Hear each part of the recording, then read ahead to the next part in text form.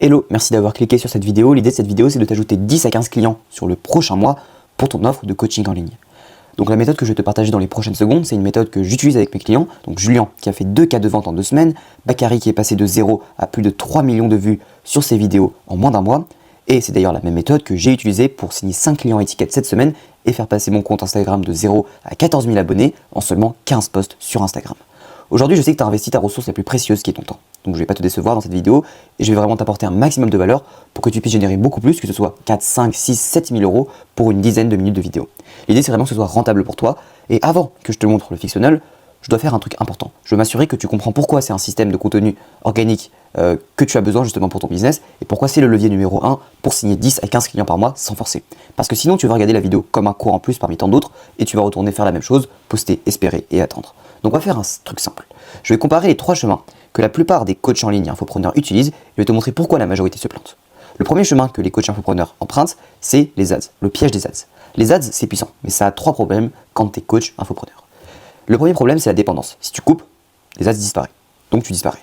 Le deuxième problème, c'est le coût d'apprentissage. Il faut des créas, des tests, des budgets et du tracking. Et enfin, le dernier problème le plus important, c'est la conversion. Le trafic est froid, donc tu dois compenser avec un tunnel compliqué après, un webinaire et surtout plus de closing. Donc oui, les ads, ça peut marcher, mais si ton objectif, c'est de signer 10 à 15 clients sans dépendre d'un budget ni d'un funnel super compliqué et surtout pas de closing, c'est pas le chemin le plus intelligent au départ. Le deuxième chemin qu'ils prennent, c'est les DM. Les DM. Donc les DM, ça marche, mais c'est un job. Le problème, c'est que la plupart des gens font des DM sans système. Ils envoient, ils forcent, ils se prennent des vues et ils pensent que les gens n'achètent pas. En réalité, les DM, c'est pas un levier. C'est pas un levier, c'est un canal. Si t'as pas d'autorité, tes DM deviennent du push. C'est-à-dire que si tu as 30 abonnés et 0 post sur ton compte Instagram et que tu envoies des DM à des gens froids, tu sais très bien qu'on va pas te répondre. Et toi, ton objectif, c'est l'inverse. Il faut que tes prospects arrivent déjà préconvaincus et pas à convaincre. Et justement, c'est ce troisième chemin-là qui va faire que tes prospects vont arriver déjà préconvaincus et c'est le personal branding, l'organique justement. Pourquoi c'est le meilleur socle? L'organique a un avantage que les deux autres n'ont pas. Tu construis un actif. Chaque post augmente ta crédibilité, ta preuve et surtout la probabilité que quelqu'un vienne vers toi. Et quand quelqu'un vient vers toi via ton contenu, il arrive déjà avec le problème clarifié, la confiance et une idée que tu es la solution. Le résultat, c'est quoi? En appel de vente, tu ne closes pas en convaincant, tu closes en validant parce que la personne arrive déjà préconvaincue à ton appel de vente. Tout ce que je viens de te dire, ça va arriver justement grâce au fictionnel. Le personal branding que tu vas mettre en place va être prêt grâce au fictionnel. Donc système de contenu que je vais t'apprendre. Petit récapitulatif, les ads. Dans les ads, tu loues de l'attention, dans les DM, tu forces la conversation, et dans l'organique, tu construis une demande, et c'est là le plus important. Mais là, tu vas me dire, Toprak, moi je suis déjà en organique, et pourtant, j'ai pas de clients. Normal. Parce que poster en organique, c'est pas une stratégie. Poster en organique, c'est pas une stratégie, c'est juste publier, justement. Ce qui fait la différence, c'est pas poster, c'est le personal branding que tu vas acquérir grâce à ton système de contenu. Définition du personal branding, commençons directement. Le personal branding, c'est la réputation que tu as dans l'esprit de ton audience, et plus cette réputation est forte et claire, plus les gens te font confiance et viennent à toi. Le personal branding, il repose sur 2 piliers. Le premier pilier, c'est être reconnu comme un expert. Donc ce pilier-là, tu l'atteins grâce à du contenu premium que tu vas créer, justement, c'est ce que je vais t'apprendre. Deuxième pilier, pour le personal branding, c'est être reconnu personnellement. En fait, les gens, ils doivent t'avoir vu suffisamment longtemps pour te faire confiance. En pratique, environ 7 heures cumulées sur 4 points de contact. Tout simplement. Parce que entre 2 personnes, soit un ami ou une personne que tu connais pas du tout, qui tu vas faire plus confiance? Bien évidemment ton ami parce que tu le connais. Et nous on veut devenir l'ami de notre client. Et justement les 4 points de contact sont les réels Instagram, les DM, donc messages, les vidéos YouTube et les appels de closing. Et c'est là justement que le fictionnel rentre en jeu. Regardez-moi ça, le chemin de la vérité. Pourquoi le chemin de la vérité? Parce que si tu le suis, tu vas avoir des clients. Tu vas signer 10-15 clients par mois sans forcer et même beaucoup plus. Commençons par le premier étage de la création du contenu court, donc le tofu. La majorité des coachs pensent que pour vendre, il faut parler à un avatar ultra précis dans chacune de ces vidéos. En réalité, cette approche, elle tue ta portée. Parce que l'algorithme, il récompense les contenus qui créent de la rétention et de l'engagement, et pas ceux qui parlent à 17 personnes ultra ciblées. L'objectif du tofu, donc du premier étage, c'est de faire rentrer un maximum de personnes dans notre écosystème. Ici, on va parler à une audience large de notre persona. Pas tout le monde. On va parler à une audience large de notre persona. Donc une audience élargie de notre cible. Par exemple, si toi, tu es coach sportif et que ton persona, c'est les jeunes mamans qui veulent perdre du poids. Dans le tofu, tu vas pas viser les jeunes mamans qui veulent perdre du poids, mais tu vas viser une audience plus large que ça, donc toutes les personnes qui veulent perdre du poids. Que ce soit des enfants, des hommes, des jeunes mamans justement dans ta cible, enfin bref, une version élargie. Le rôle de cet étage-là, c'est de créer de la visibilité, alimenter le système et surtout d'être découvert. Attention ici, on ne vend pas, n'essaye pas de vendre, On n'essaye pas de filtrer non plus, on attire seulement. Premier étage, contenu viral avec l'extraction des composants. La viralité ici, c'est le carburant. Maintenant, concrètement, comment tu vas faire plus de vues sur ces vidéos-là du tofu? Faire des vues, c'est pas de la chance. La première métrique, c'est le watch time. Voici deux courbes. Deux courbes où après les 3 premières secondes, il y a 80% des personnes qui restent. Et ici, après les 3 premières secondes, on a 75% des personnes qui restent. Ces courbes, elles sont juste magnifiques. Et là, on a un résultat de 1,5 million de vues sur ma vidéo à moi, et un résultat de mon client, donc de 800 000 vues pour 75% des personnes qui restent après les 3 premières secondes.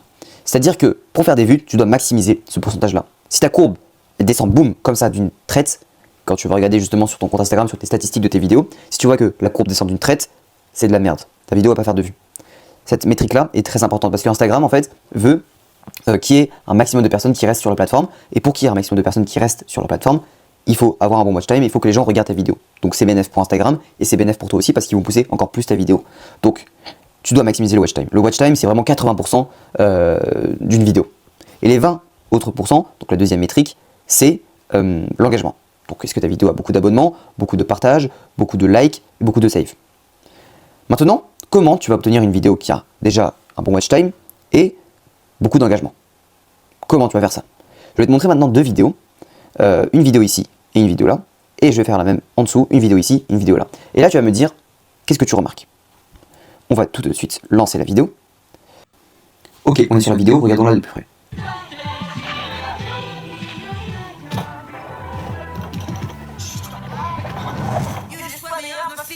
Ok, maintenant regardons l'autre vidéo, justement. L'autre vidéo qui est celle-ci. Et on peut la regarder. Si tes vidéos sont bloquées entre 50 et 1000 vues, c'est parce que tes hooks sont mauvais. Ok. Maintenant, tu as remarqué qu'il y a quelque chose qui se ressemble sur les deux vidéos. Les deux vidéos sont dans des niches complètement différentes. Ici, on est dans une niche de la musique. Ici, on est dans une niche de la création de contenu. Et pourtant, il y a un pattern qui s'est répété. Ce pattern-là, c'est le hook visuel. Le hook visuel qui était ici avec justement un texte Snapchat. Et ici, on a le même hook visuel, exactement le même, avec une transition sur la vidéo. Ce qui s'est passé ici, c'est qu'on a identifié un composant et on l'a appliqué pour notre niche à nous, pour une autre idée à nous. Maintenant, deuxième exemple, comme tu vas le voir, de cette vidéo-là, donc une vidéo américaine, encore une fois, parce que les Américains, vraiment, c'est les meilleures personnes à s'inspirer. How attractive is Adrian's barbershop? Adrian's barbershop. Adrian's barbershop unfortunately has unbalanced facial fur. Ok, maintenant passons à la deuxième vidéo, juste ici. Est-ce que Michou est attirant? Ses yeux ont une inclinaison légèrement négative, ce qui donne un regard un peu tombant ou fatigué. Sa zone... Ok, maintenant, qu'est-ce que tu remarques? Tu remarques que cette vidéo-là, c'était un concept où il disait, est-ce que Adrien, barbershop, est attirant? Et là, mon client, ce qu'il a fait en fait, c'est qu'il a pris le concept de cette vidéo-là et il l'a appliqué pour son idée à lui. C'est-à-dire qu'au lieu de prendre une personne qui n'est pas connue en France, donc Adrien par exemple, il a juste pris le concept et il a mis à l'intérieur une personne justement connue en France, donc Michou, tout simplement. Le point commun de ces 4 vidéos-là, donc en réalité de ces 2 vidéos-là, c'est que on a repéré une vidéo virale, on a repéré le composant qui a fait que cette vidéo est virale, ici c'était pour le look visuel, ici c'était pour le concept, et on l'a rappliqué à notre façon, tout simplement en ajoutant notre idée ou notre personne à étudier, qui est française dans ce cas-là. Et donc ça, c'est volé comme un artiste. En fait, la plupart des gens, ils copient une vidéo. Maintenant, je vais t'expliquer pourquoi copier une vidéo, c'est une erreur. En fait, si tu copies une vidéo, mot pour mot, tu passes pour un copieur. Tu perds toute crédibilité. Surtout, si 10 personnes l'ont déjà copié avant toi, tu arrives trop tard. Résultat, l'algorithme ne te pousse pas et donc ton audience ne te respecte pas. Et ça, c'est la pire chose qui puisse t'arriver. Donc la solution, c'est pas de copier. La solution, c'est d'extraire et ça, peu de personnes te le disent. Définition claire de c'est quoi l'extraction des composants, concrètement. L'extraction des composants, c'est comprendre pourquoi une vidéo a fonctionné, donc pas la copier bêtement, au lieu de l'imiter. Et donc là, on ne copie pas du contenu, on extrait une structure. On extrait le composant qui a bien fait fonctionner la vidéo. Ça peut être le hook verbal, ça peut être le hook visuel, ça peut être la structure, ainsi que le concept. Je te montrerai justement parce que je t'ai montré pour les exemples. Pour faire ça, la première étape que tu vas faire, c'est trouver des vidéos outliers. Première étape, tu vas identifier 5-10 comptes dans ta niche qui font beaucoup de vues et que tu considères comme bons. À l'intérieur de ces comptes-là, tu ne vas pas regarder toutes les vidéos.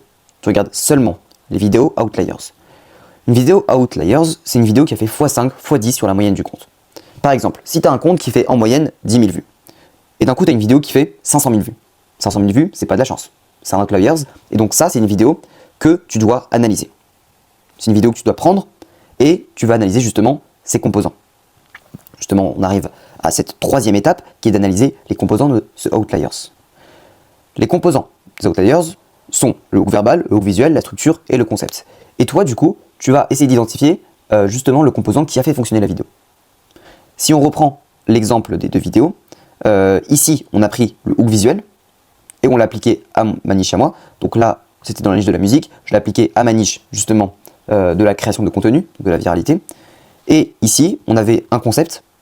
Donc un concept de noter la beauté d'une personne, tout simplement. Et ce concept-là, il était adapté, justement, aux personnes des US. Donc seulement à des célébrités qui sont connues aux US. Sauf que si je fais une vidéo où je copie cette vidéo-là et je la fais pour le marché français, tout le monde va scroller parce que personne ne connaît ce Adrien Barbershop. Et donc là, ce que je vais faire, c'est que je vais extraire ce concept-là et l'adapter, donc en mettant une personnalité française à l'intérieur. Et justement, je vais faire beaucoup de vues parce que le concept est déjà prouvé. Donc une fois que tu as identifié justement ce qui a fait fonctionner la vidéo, tu vas prendre uniquement le composant. Pas l'idée, pas le contenu, juste le composant. Par exemple, si tu repères une vidéo qui a explosé parce qu'elle commence par « La raison pour laquelle tu n'arrives pas à prendre de bras, c'est parce que tu fais des curls classiques ». Tu vas prendre ça, ça va devenir « La raison pour laquelle tu fais X, c'est pas parce que tu fais Y ». Donc tu copies pas la vidéo, tu prends seulement la mécanique du hook et tu l'adaptes à ton problème à toi. Donc si moi je suis dans la niche de la viralité, justement c'est ma niche à moi, ça va devenir « La raison pour laquelle tu n'arrives pas à faire des vues, c'est pas ton montage. La raison pour laquelle tu n'arrives pas à faire X, c'est pas Y ». En fait là on a juste pris le hook viral et on l'a adapté justement à une idée de ma niche à moi. Et donc ça c'est volé comme un artiste. On copie pas bêtement, on essaie de comprendre ce qui a fait fonctionner la vidéo et on l'adapte justement à notre cas, à nous. Maintenant, tu prends ton idée à toi, ton expertise à toi, ton problème à toi, et tu l'écris en utilisant les composants qui ont déjà été prouvés. Et du coup, au lieu d'espérer que ton idée marche, tu l'habilles avec une structure qui a déjà bien marché. Et c'est là en fait que la plupart des gens se plantent. Ils pensent que la viralité c'est de la créativité, et en réalité la viralité c'est de l'ingénierie. C'est tu observes, tu identifies ce qui a fait fonctionner une vidéo, ensuite tu vas extraire justement ce composant là, et tu vas l'adapter à ta niche à toi, ou à ton idée à toi. Petit moment pub, si tu veux aller plus loin et ne pas passer 6 mois à tout tester, je peux t'installer ce système directement dans ton business en moins d'une semaine. On l'a fait pour Julien, on l'a fait pour Bakary, et l'objectif est toujours le même. 10 à 15 clients par mois en organique. Donc si tu es intéressé par ce résultat, envoie-moi fixe en DM sur Instagram et je t'explique comment on peut mettre ça en place, donc comment mettre en place le Fix Funnel pour toi. Passons maintenant au deuxième étage qui est le tofu filtrant. Donc tofu filtrant qui se trouve juste ici. Donc maintenant, tu as attiré pas mal de monde grâce à l'étage numéro 1.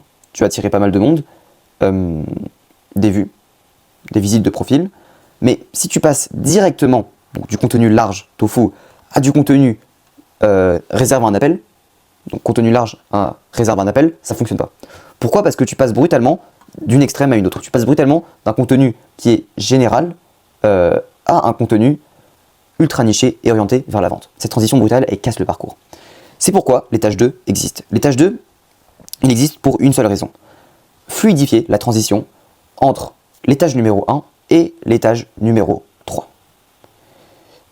Ici, il sert à transformer l'attention en intention. Tu poses ici en fait un étage 2. Donc juste avant on a étage 1 à tirer et ensuite on a étage 2 qui qualifie. Et son rôle il est très simple. Préqualifier, créer une interaction, faire entrer les gens en DM, préparer le terrain pour le filtre premium. Et c'est l'étage qui transforme un spectateur en prospect potentiel.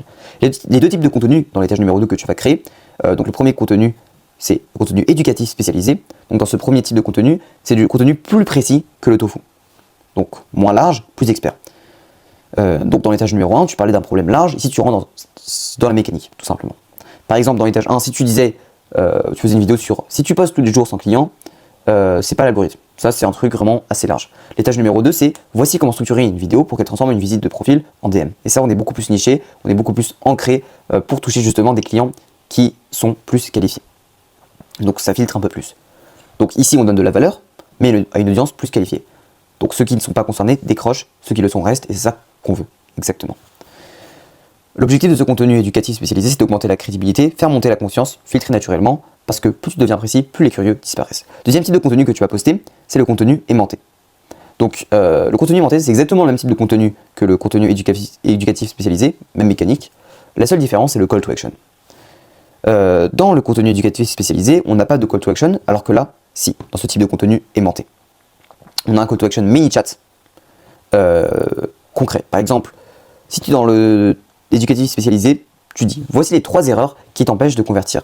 Dans le contenu aimanté, à la fin de la vidéo, tu vas dire, et si tu veux la template exacte que j'utilise avec mes clients, commente le mot système et je te l'envoie. Et là, boum, main chat se déclenche, entrée en DM et justement, interaction.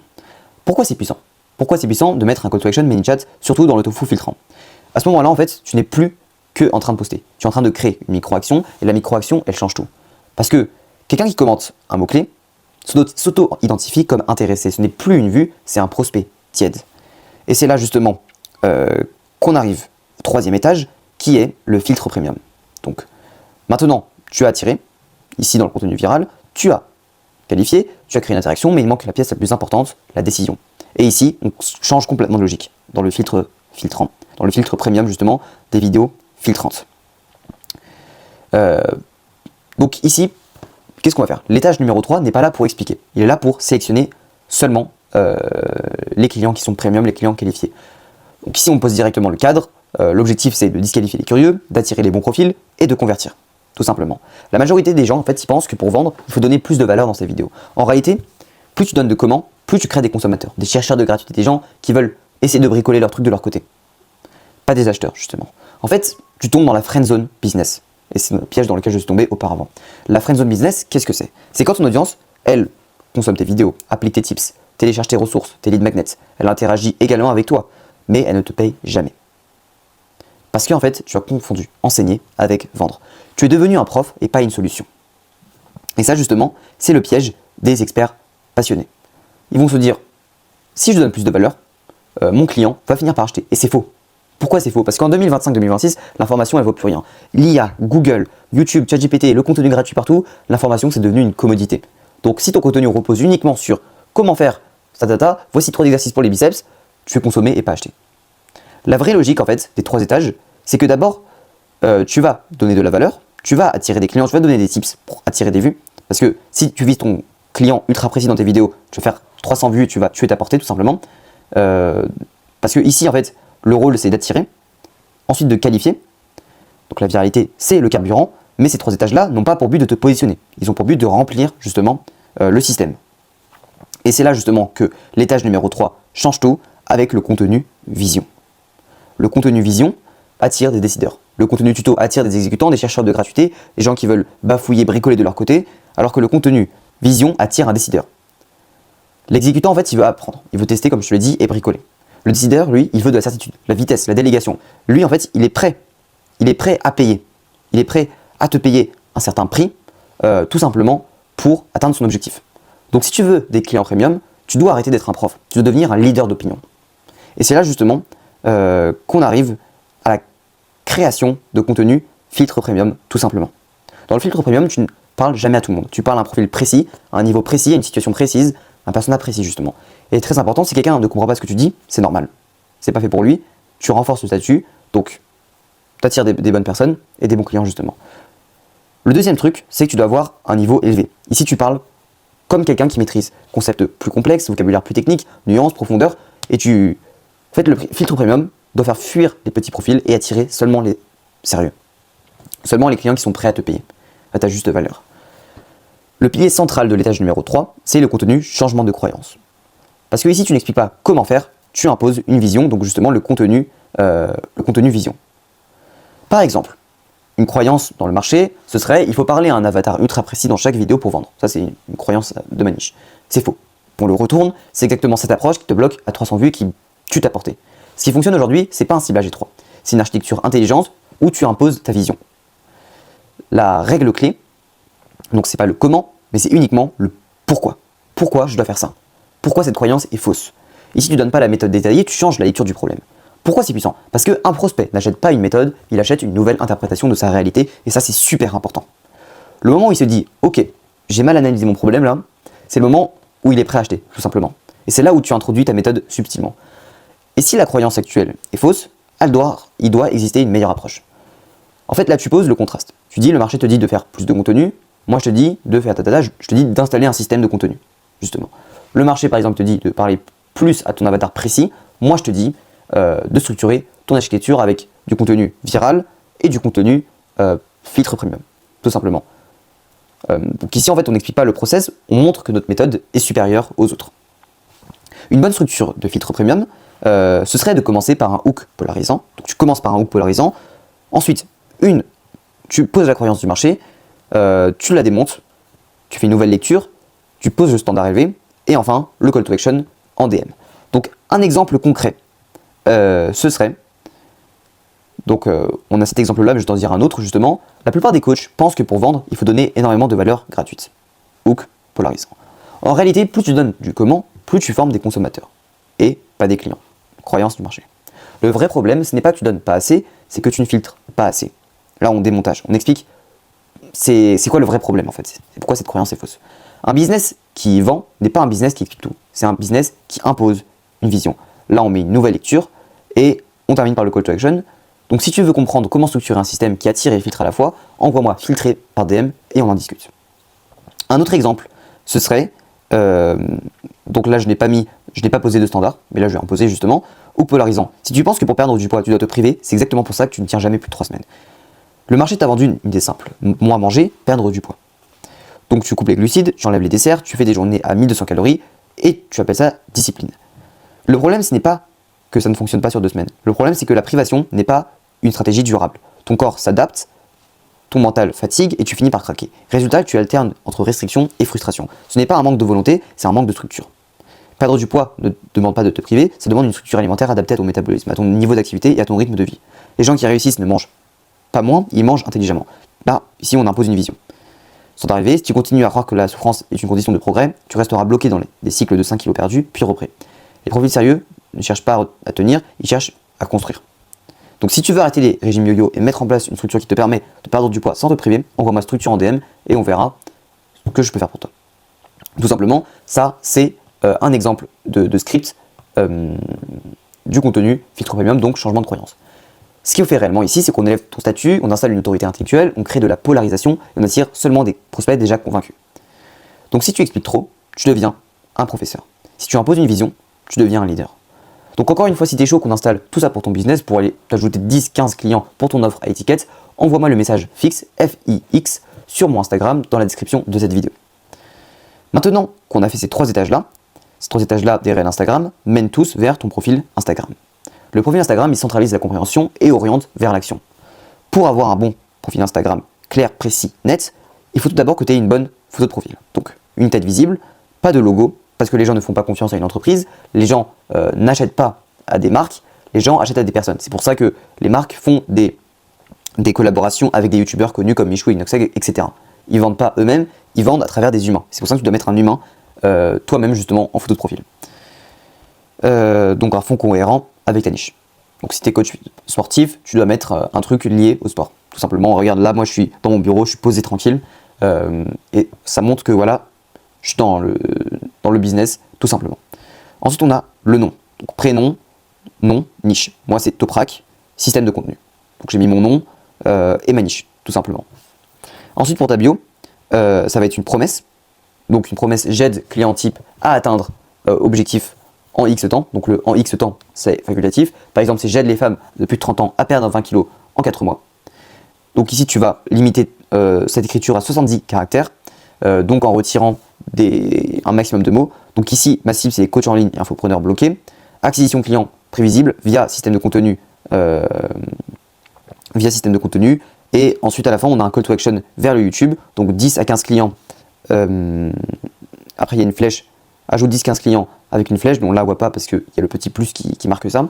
Mais tu envoies un call to action vers une vidéo YouTube. Justement, si on reprend notre fix funnel, on a le profil Instagram qui envoie vers YouTube, tout simplement, vers un value asset, comme ce que tu es en train de voir actuellement. Donc la preuve, soit tu peux la mettre dans ta bio, soit tu peux la mettre dans tes stories à la une, justement, et c'est là où on arrive aux stories à la une, où il y a 4 types de stories à la une que tu dois poster.